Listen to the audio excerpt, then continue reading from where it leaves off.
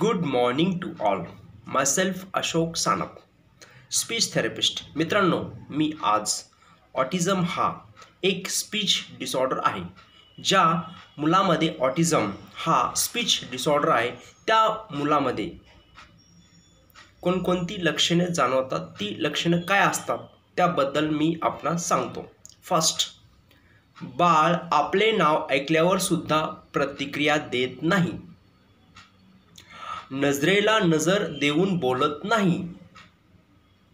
एकटाच खेळतो. दुसऱ्याशी बोलायला त्याला आवडत नाही.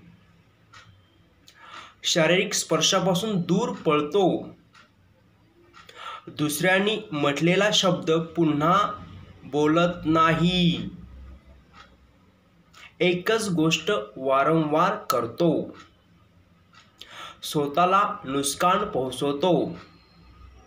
ही लक्षणं जाणवत असेल तर आपण नक्कीच स्पीच थेरपिस्टचा सल्ला घेणे आवश्यक. त्यानुसार आपण वेगवेगळ्या थेरपी करू शकता, जसे की speech therapy, voice therapy, stammering therapy, language therapy. Okay, thank you.